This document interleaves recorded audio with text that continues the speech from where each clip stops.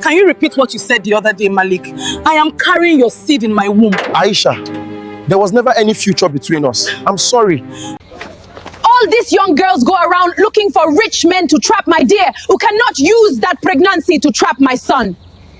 My beautiful people, before we begin today, let me quickly remind you of what our elders used to say. In Hausa, they say, Faduwa bakashe bani, tsayuache kashe magana, which means falling is not the end. Rising is what completes the story. Remember those words, because today you are going to need them. God was not finished with Aisha. He was only just beginning. 3 years after Aisha returned to Kano, her life looked nothing like the life she had survived. The academy was real, solid, full of noise and color and the sound of sewing machines and young women arguing passionately about hemlines.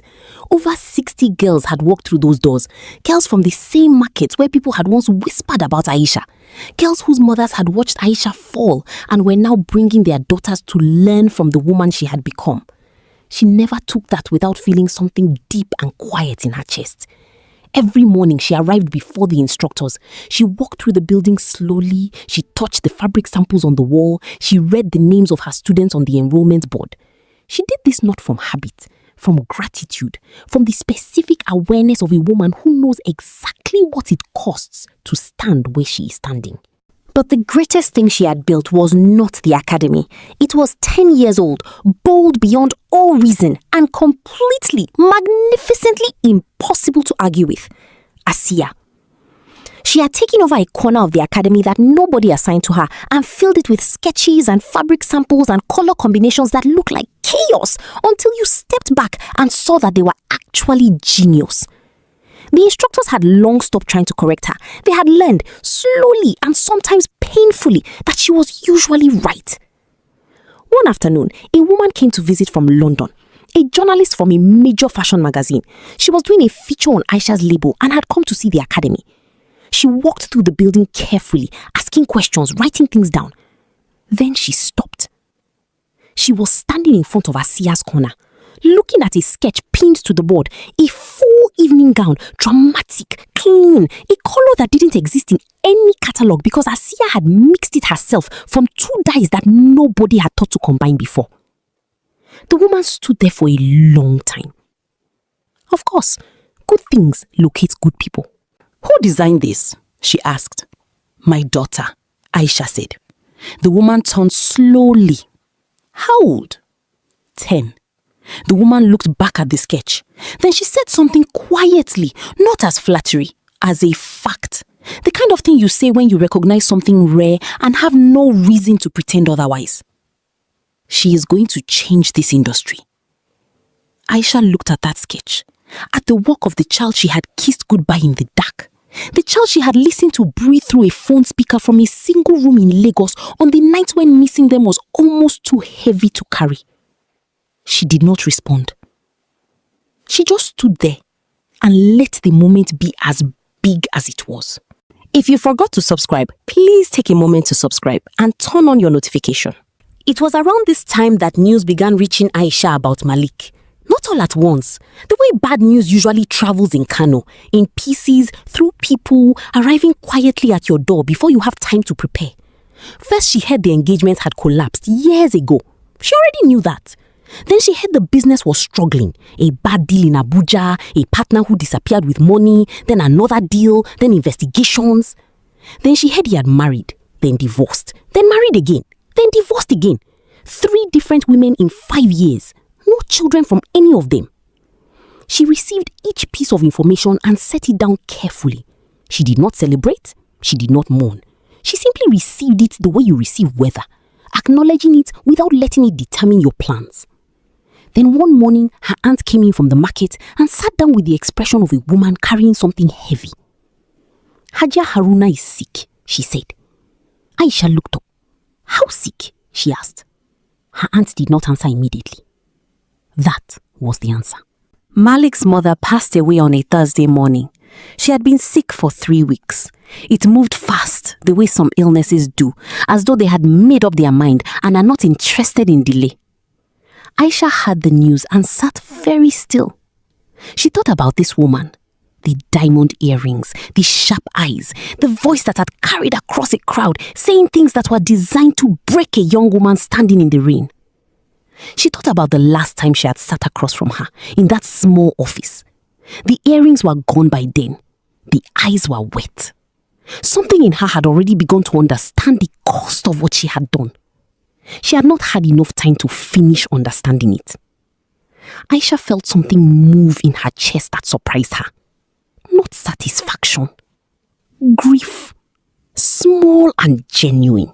For a woman who had spent her power badly and run out of time to spend it differently. She called a contact and sent a message to Malik. It said, "I am sorry for your loss. Accept our condolences from me and my daughters." She did not go to the burial, but she prayed. She actually prayed, because that was the kind of woman Aisha had become. Not the kind who waited for people to deserve her grace. The kind who gave it anyway, because carrying bitterness was a weight she had already decided she was done with. Malik came to the academy 4 weeks after the burial. Aisha had not seen him in over a year. He looked like a man who had been taken apart and put back together slightly wrong. Thinner, quieter, wearing clothes that were clean but no longer expensive. The particular look of a man who has lost not just money, but the identity he had built around it. He sat across from her in the small office. He looked at his hands. "She is gone," he said. "I know," Aisha said. "I am sorry." He nodded. Then he said, "The business is gone too." She looked at him. "Everything," he said. Simply, without drama, just the flat, exhausted truth. The properties, the investments, everything I thought I had built. It is gone. The room was quiet. "I am not here to ask you for anything," he said quickly. "Please understand that. I am not here for money. I am not here to..." He stopped.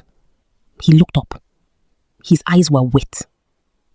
"I just want to see them," he said. "My daughters, while I can still look them in the eye. While I still have enough of myself left to show up properly." Aisha looked at this man. This broken, honest, diminished man who bore almost no resemblance to the one who had laughed at her in the rain. She thought about her daughters, about what it means to know where you come from, about what it costs a child to grow up with an empty space where a parent should be. She thought about grace. Not the easy kind, the hard-won kind, the kind that costs something. "They finish school at 3, she said. "You can wait." He looked at her like she had said something in a language he was still learning. "Thank you," he said. "I am doing it for them," she said, "not for you. But I am doing it." Now, there is a part of this story that Aisha did not plan for. She had decided quietly and completely that she was done with love, not bitterly. She had simply looked at her life, the academy, the label, the girls, her aunt, her purpose, and decided it was enough. It was more than enough. She was not waiting. She was not looking. She had closed that window so softly she had forgotten it was ever open. Which is exactly when God sent a breeze through it. His name was Daniel, 35 years old. He ran a non-profit supporting girls' education in rural northern Nigeria. He came to the academy because he had heard about the work and wanted to discuss a partnership, nothing more. He was not flashy. He arrived in a clean, ordinary car. He greeted the staff by name after learning them once.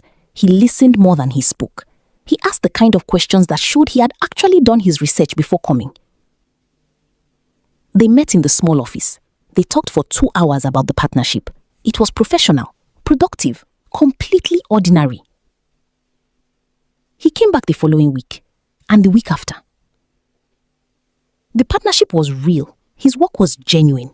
He was around often, and Aisha noticed him the way you notice something that has always been there, and one day catches the light differently.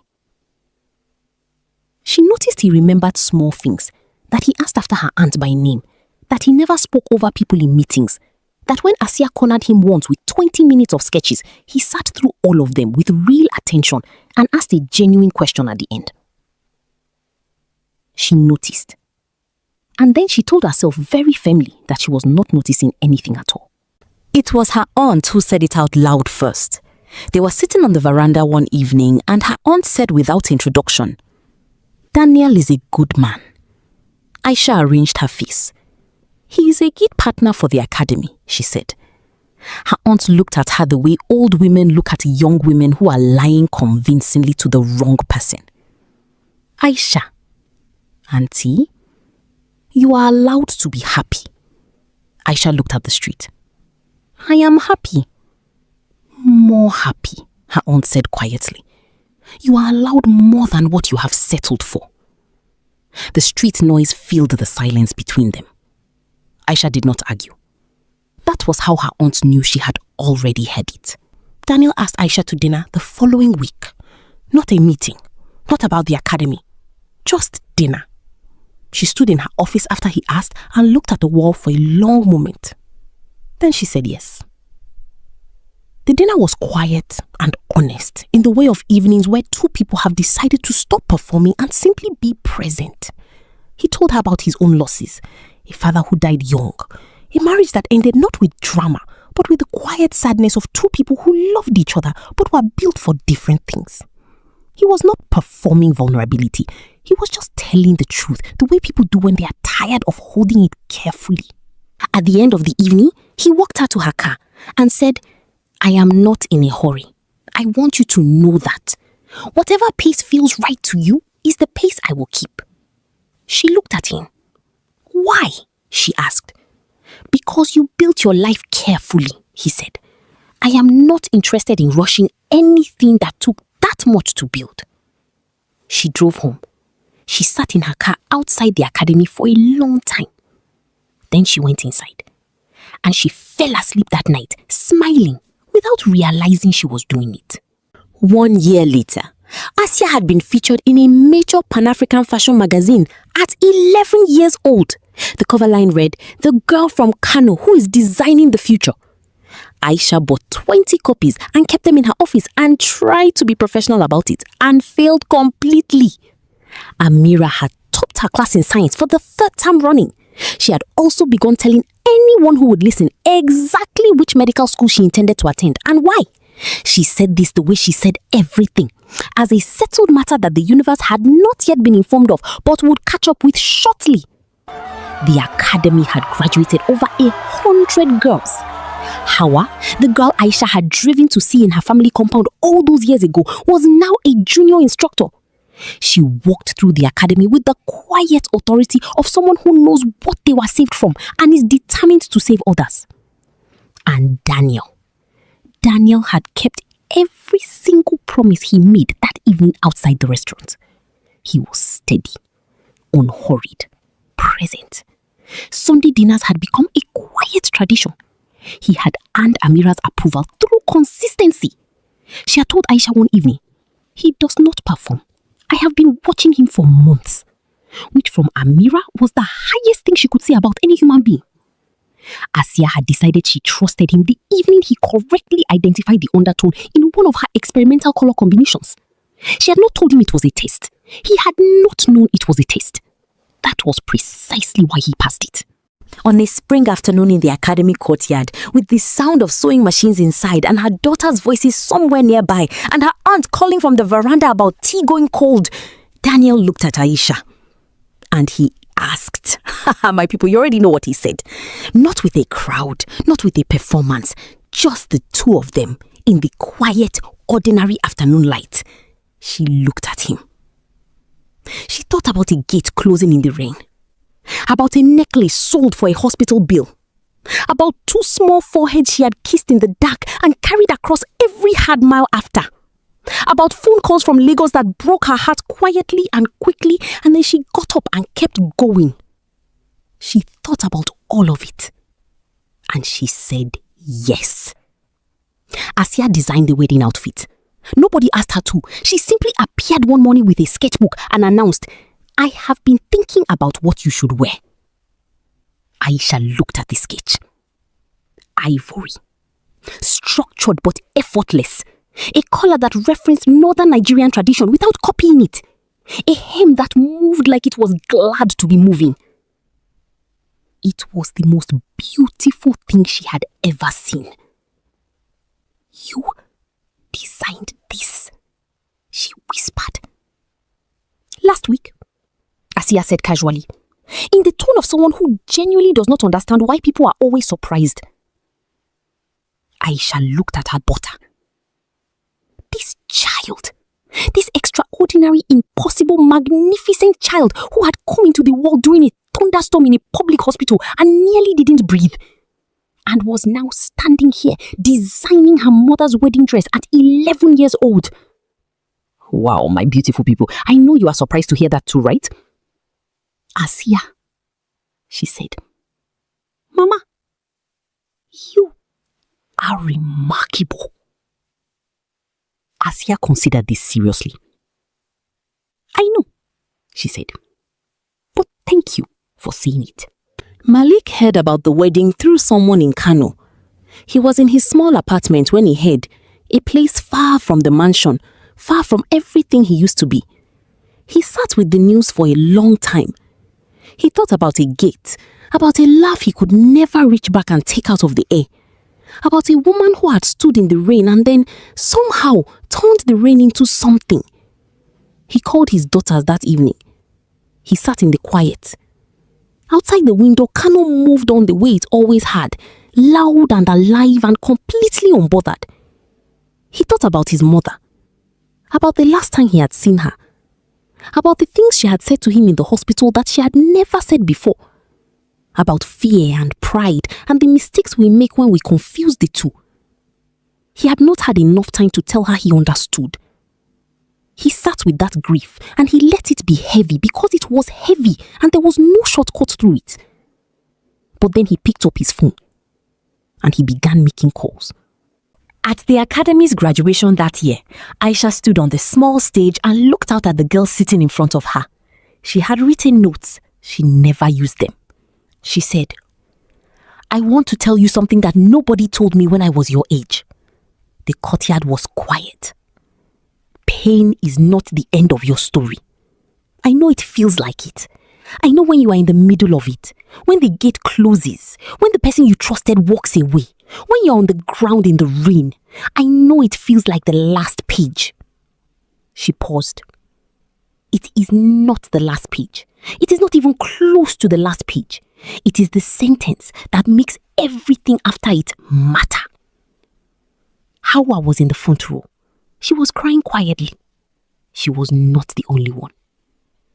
Build anyway, Aisha said. Build when you are tired. Build when people are watching and laughing. Build when nobody believes you. Build for the children you will have one day. Build for the girl you used to be, who needed to see that it was possible. Build because you are made for more than surviving what happened to you. She stopped. That night, after everything was done and the girls were asleep and the compound was quiet, Aisha sat outside under the open sky. Daniel sat beside her. Neither of them spoke for a long time. The stars were out. She thought about a girl who used to sit in this same compound and sketch dresses by lamplight and dream of something she could not yet name. She had thought the dream was about Lagos, about fashion, about success. She understood now that it was about this, about sitting somewhere with your chest full and your children safe and your name meaning something you built with your own hands and your own tears and your own unbreakable decision to keep going. Daniel took her hand. She leaned her head back. She closed her eyes and she smiled. The smile of a woman with nothing left to prove. The smile of a woman who came in through a closed gate and built her own house on the other side. The smile of a woman who finally, after everything, had arrived. Thank you for watching Aisha's full story. If part 2 moved you the way part 1 did, if you cried, if you smiled, if something in you shifted, please subscribe, share this video and drop a comment below. Tell me which moment hit you the hardest. Someone in your life needs this story today. Send it to them. See you in the next one.